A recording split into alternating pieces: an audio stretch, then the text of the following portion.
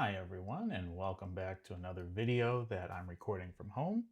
We're still sort of iced in, and so today this isn't really a live stream. This is an actual recorded video. It'll be uploaded to YouTube and I'll be posting it out. But it's a discussion on the elements of human factors analysis. And these are some starter points for human factors engineering that we haven't quite gotten all the way through. We've already started talking about some of the case studies that I've assigned you to read when we talked about several things last week. But this week, I want to give you a little bit more background, a little bit more things to talk about. Remember, in the first lecture, we talked about really having a big picture, understanding everything that's going on.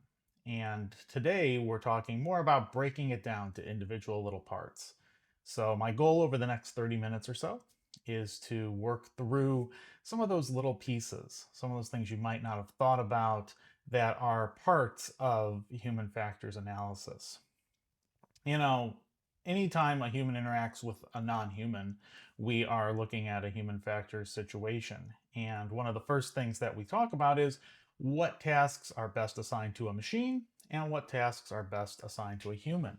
There are certain things that humans do really well, there's certain things that machines do really well, and figuring out primarily with this allocation of function, what should the human be responsible for, what should the machine be responsible for, what should they work on together, is something that needs to be decided anytime a system is being analyzed. And this is not something that people generally know. They don't really talk about it in those terms. They just know I press the button and the machine works. But your responsibility was pressing the button. The machine's responsibility was taking that input and translating it into something that needed to be done. Machines are good when the task is repetitive, when it needs to be done the exact same way. They're preferred when large mechanical forces are involved. Obviously, people can't move things as easily as machines might. Humans typically get the job of setting the machine into motion, choosing what the settings should be for the machine, trying to get specific outcomes. Humans are also better at making decisions when imprecise or incomplete information is available. And we're seeing that still today with AI. AI is still not able to make a decision as well as a human because the inputs typically that it's getting are not as precise or as well defined as the AI is hoping for. A machine may also be able to process information that a human can't, and vice versa, depending on the context. And when we think about, what tasks we want humans to do, we also have to think about which humans are doing those tasks. Is this just everyone on the planet? I could take anyone and plop them in there and say, do this thing. Or are we looking at just trained individuals, people that only have an expertise in that particular thing? Are there physical expectations that only certain people that have a physical ability should be able to do this job? People that have the ability to, we don't think about it too often, but if part of your job responsibilities is lifting 50 pounds, I need to have some way to make sure that you can lift 50 pounds. I can't just assume that anyone I hire who looks like they could lift 50 pounds could. And then are we working with humans that are experts at a particular task? They've been doing it for 20, 30, 40 years? Or are we working with relative novices, people who are just learning a task? And if they're novices, do they need additional help? Do they need additional training? So there's a lot to this question of allocation of function. What does the machine do? What does the human do? And which humans are doing it? You look at these machines, like the one on the left, basically 1960s design of a machining tool that can create parts. And then you look on the right, you've got a modern version of a control panel that can tell machines like the one on the left what to do. And there's a lot of difference between what goes on with operating a manual machine like that on the left and what needs to be understood to operate the machine on the right.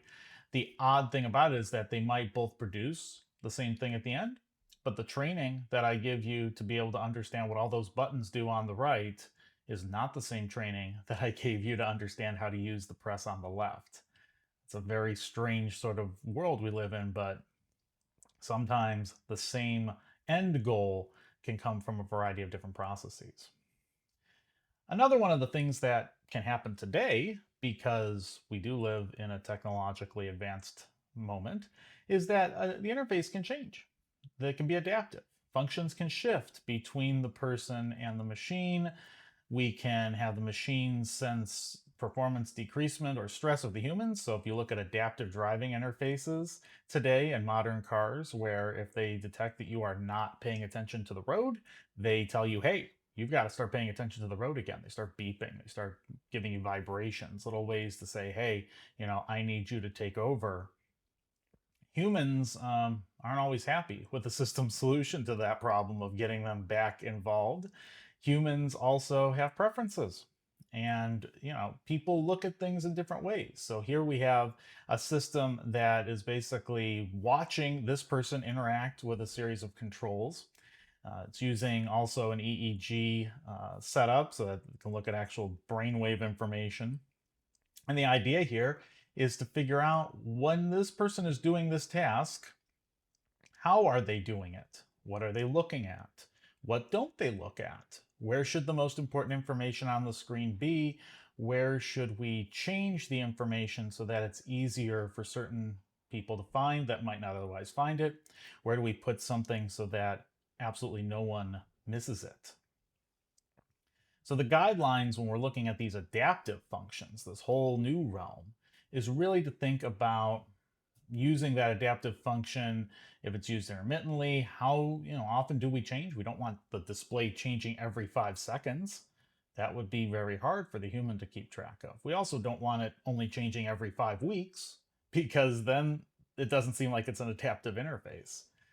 We have to figure out what are the things that tell the interface it's time to change. What are the things that it looks for? These probably have to be calibrated to the individual. You can't just simply assume all individuals behave and react in the same way. The whole idea is that the automation is simplifying tasks, but if it makes it harder because the interface changed in the wrong way, well, you've just taken a step, 2 steps forward and 3 steps back, or something like that. You've made the interface interesting and more useful, perhaps, but you've also made it harder for the human to understand. You also need to find some way for the human to override the automation, especially if there's something the machine doesn't understand is happening. Emergency stop buttons are a great example of that. They're prevalent everywhere. They were on that last slide, slide 3. If you look at it, there's a giant e-stop button that is right there in the. Oh, it went to the wrong place, so I didn't want it to go. Hold on one moment.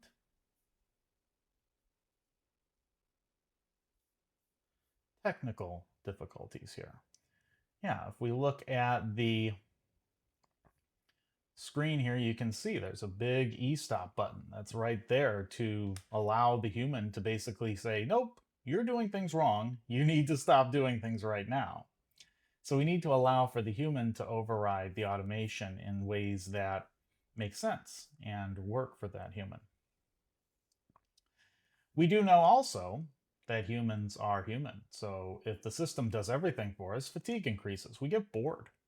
That's quite honestly it. That's why those driver assistance capabilities today make you stay alert or try to keep you staying alert, because they know if you don't have to stay alert, you're just going to think about other things, do other things, play on your phone, that sort of thing.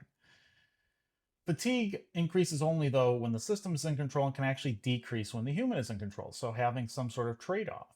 We need to have an idea of what needs to be the human's job, the machine's job, and how much one should take over for the other.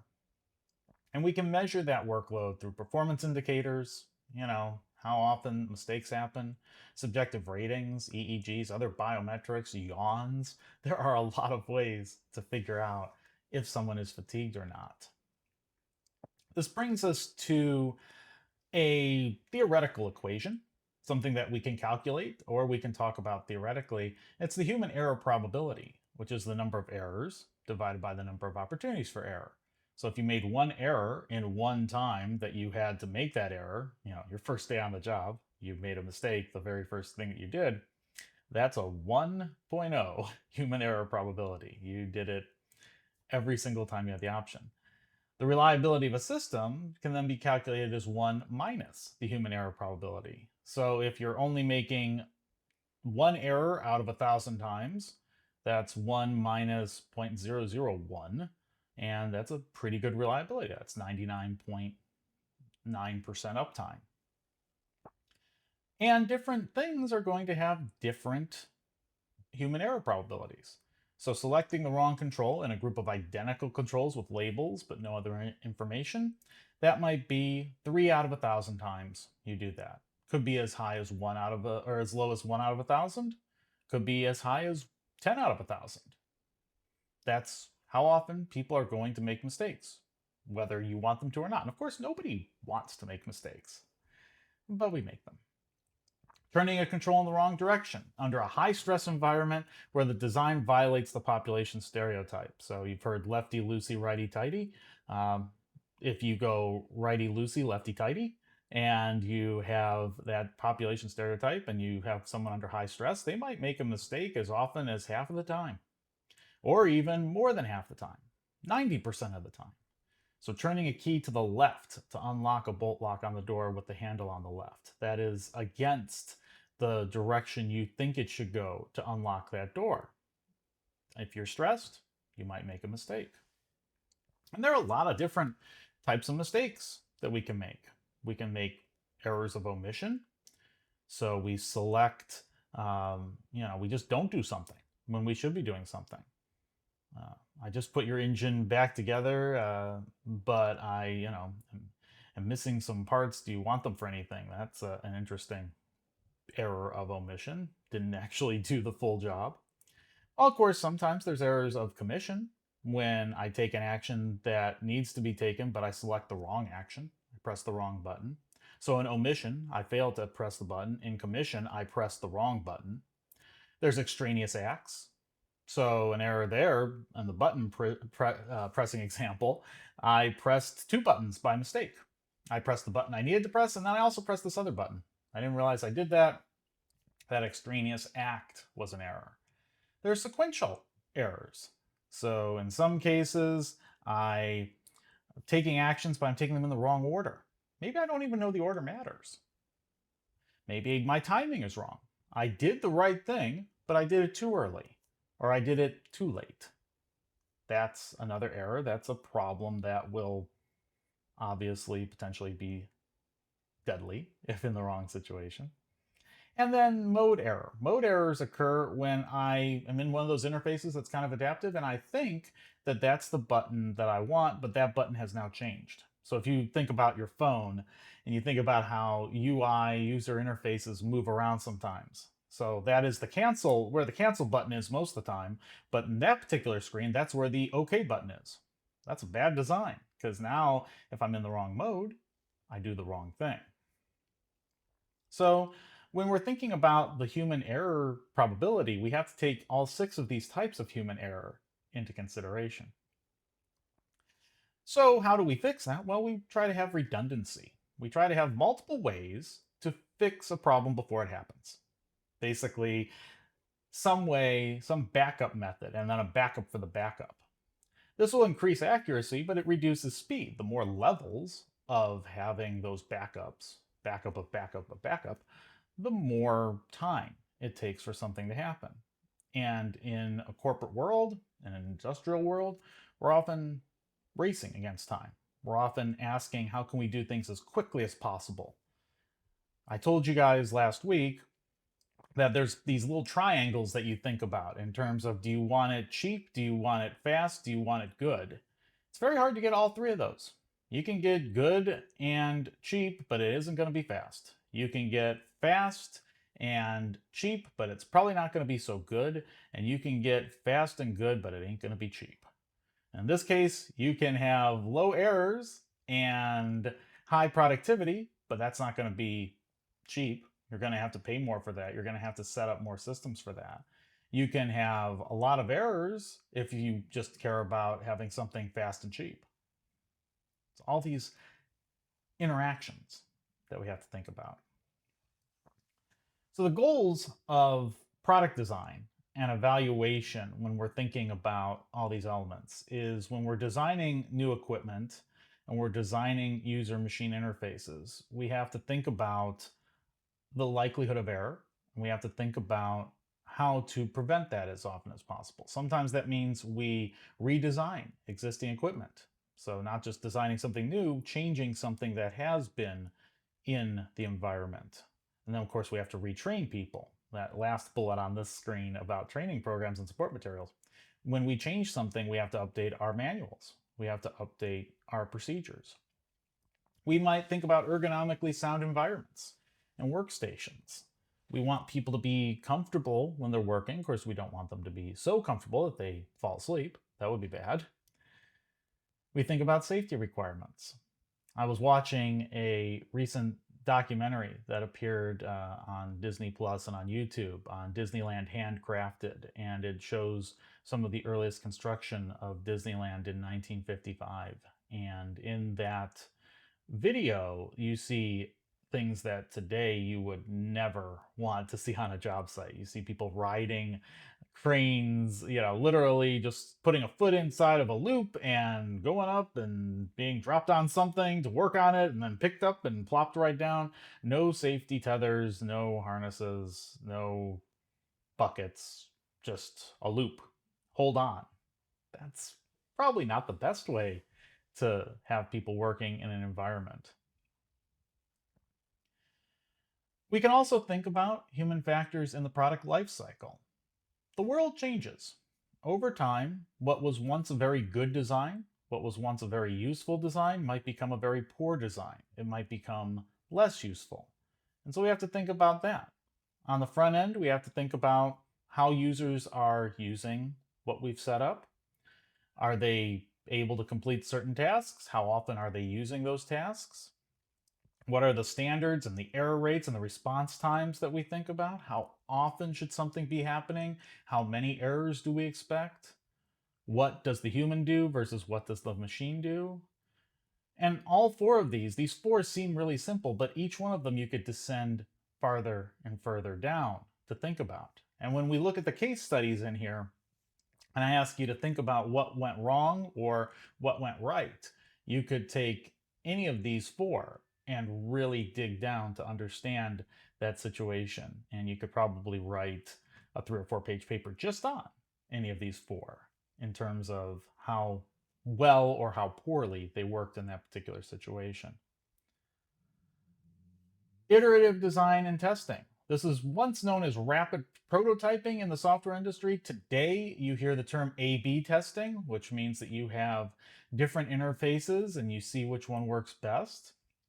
You've likely been in an A/B test and you've not realized it, where a company will send out an update to only certain users of an app and test to see if that update enables behaviors they're looking for. So, faster times through something, or honestly, today, monetization. Will you look at an ad longer? Will you be more likely to buy something? Will you pay more attention to what they want you to pay attention to versus what you might want to pay attention to? And this iterative testing, this sequence that you see that starts with task analysis and then goes all the way to revise, that repeats over and over and over again. It's a cycle.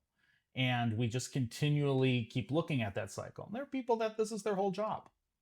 Run a test, wait a week, get the data, decide what needs to be tweaked, tweak it, do another test, wait a week, analyze it. That's how modern design happens for software and increasingly hardware and other elements of our daily life. Of course, this means that we have to think about systems, not just one thing. We have to think about everything that's going on in the system and figure out how well they're working, who's doing the work, what teams need to be brought in, and the different costs, the accuracy and speed, that triangle I talked about, how long it's going to take to train people, outcomes that we can't get any other way. So if I'm trying to get people to do something, is there only one way to get them to do it? And if so, how do I make that the most effective way? Maybe in 5 years, technology will allow that outcome in another way. Every time we change the system, there's a cost. I have to retrain people. I have to double check things. I have to retest and revalidate.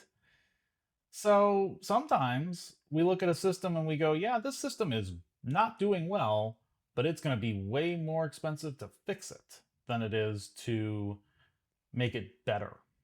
I'll give you a practical example of this is ice and snow removal in Mississippi.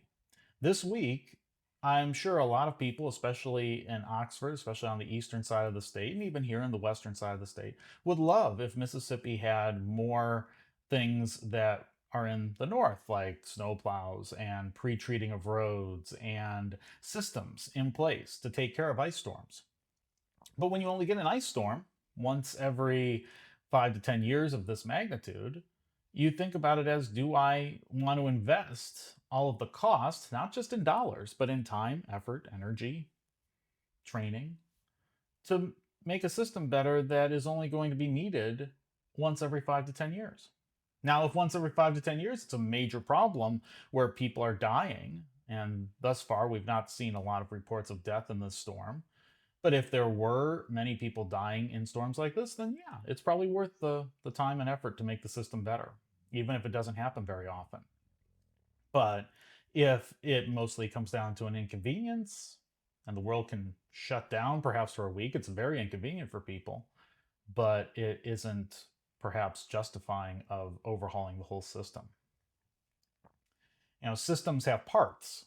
You can't just look at the system as a whole. You have to think about subsystems. In this case, we have a little diagram here that is, system one feeds into two, two feeds into three, three feeds into four in two different ways, and then four feeds back into one. Open loop versus closed loop systems. Sometimes systems don't loop like this. And if this sort of looks familiar, think about your classes you may have taken in cognitive psychology, because in cognitive psychology, we often think about communications models like this. How do you get information from a sender, maybe a human, to a receiver, a computer, or maybe the receiver's another human? We have to figure out a way to encode that information. We have to find a way to get it to someone. We have to find a way to decode it, and then we have to have the receiver be able to understand it. In a very simple way, if I'm going to send a note to someone, I have to write the note on a piece of paper using letters that we both understand. That's the encoding part. I have to fold that note up and pass it somehow to them. That's the channel. Now, in that channel, noise could happen. My mail might get disrupted. My note might get lost. But assuming it makes it to the other side, and maybe in one piece, noise can also just degrade. So maybe there's just a rip in my note. Once it gets to the other side, the receiver has to decode it. They have to look at those letters, figure out what words I used, figure out what they mean. And the irony there is that if the noise didn't totally destroy my note, it just sort of ripped it up a little bit, well, then there might be some difficulty in the decoding. Is that an I or an L? Is that an R or a D? What letter is that? And then the receiver has to take some action on it. So this model is not just person to person, it's not just person to machine, sometimes it's a machine to machine, but it's the same linear function. It's a open loop system. The receiver doesn't necessarily send anything back to the sender. Noise can be interference. It can be the note getting delayed because there's a issue with the channel. It can be stress. It can be the note getting torn, or it can be degrading. It can be hearing loss when we're talking about individuals listening to something. Not all noise is auditory. Noise is the term that we use for any time something disrupts the channel, although sometimes it is auditory. You go to a situation where you're in a loud environment, and that is auditory, loud noise. Systems also change over time. So there's a whole example that I can give you here of nonlinear dynamics. There are attractors, which are basically chunks of space where an object enters and doesn't exit unless a very strong force pulls it out. You've seen attractors before. Go to your kitchen. Go to your bathroom and look at your sink. It is a fixed point attractor. Water enters the area, it gets pulled down toward the drain. That is a design element to prevent the water from pooling and overflowing. Just like there are attractors, there are repellers, points that go away from the center. So putting the drain up high would be a bad idea because then the water would roll down away from it. It would repel away from that center point. There's saddles. Saddles are things like information booths where you've got them in a fixed point. Disney in their parks have what they call the hub, A lot of parks, not just amusement parks, but a lot of parks have hubs, an area that draws people in and then they deflect out into other directions.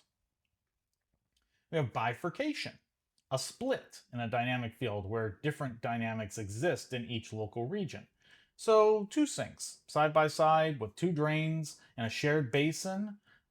About half of the water is going to go down one drain, about half's going to go to the other. That's a bifurcated design. It's a weird design to have, but they exist. Sinks with multiple drains. There's chaos, just seemingly random events that might be random, but they might also be predictable with simple but special equations. So if you've ever worked a job where it seems like people won't come in for hours and then a whole bunch of people come in at the same time, you go, what's going on here? That's part of a system. It's a system that could be modeled. I'm not saying you ever modeled it. Maybe no one has ever modeled it, but it could be modeled. And of course, all these things can exist together.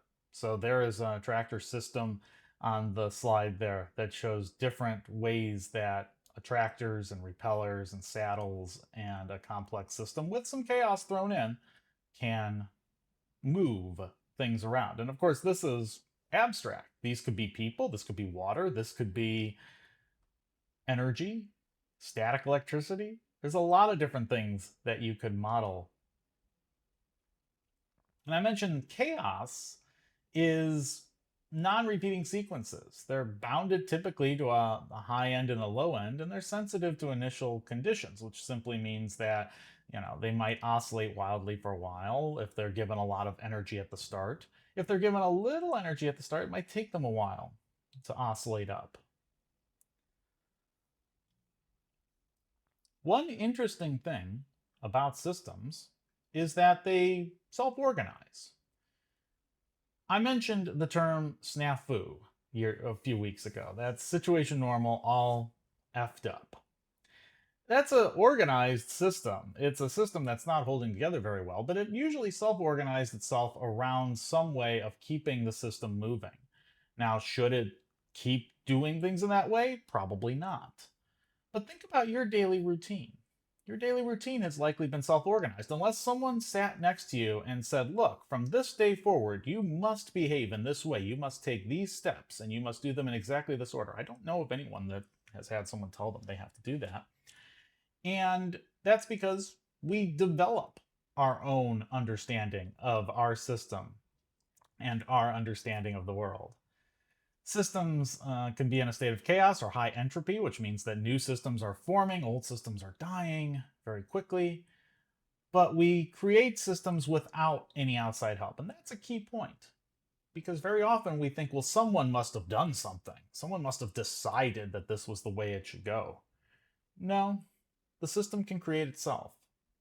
And sometimes it's a functional system. Sometimes it's a very poorly functional system. But the system, in essence, creates itself. This is the idea of emergence. Interactions among parts create a system. And this creates that whole Gestalt psychology idea of the whole being greater than the sum of the parts. It's not just a little bit of one to the other. It's all of a sudden things that are coming together. And this term at the end here that talks about the revolt of the slaved variables. A slaved variable is simply one part of the system that depends on another part. And if too many things are feeding into one part of the system, that system can break. It can revolt in a sense and cause ripple effects throughout the whole system. You might not have thought about these things, but this is what leads to synchronization in the natural world. So flashing of Southeastern Asian fireflies and two fingers tapping alternately to a metronome start tapping together. Electrodermal responses of two people in conversation. Coordination of efforts, flocks of birds. There are just a lot of these in the world that naturally come together, naturally create systems. And most of the time, oddly enough, those systems work. Because if they didn't work, the system would never form. So they had to work in some way. They had to accomplish some goal at some point. At the very least, synchronization requires two oscillators, two things that are moving at the same time and some sort of feedback between them. So my hands here are two different oscillators, and they have feedback because they can tell when they leave one range of motion and the other comes in. So because I'm synchronizing them with my brain, I don't have something like this happening where all of a sudden one is pushing into the other's field of motion. In fact, I can't even do what I want to examine to you because my brain doesn't want to do it that way. What I'd love to do is get these out of sync so that I am hitting quite more often. It's hard to do because my brain wants them to synchronize, giving the feedback that they're given to each other. Problem is, some systems don't work very well, and some of them are right on the edge of chaos. They're critically poised to self organize, dissolve, reorganize, in adaptation to an environment. This can create emergent phenomena.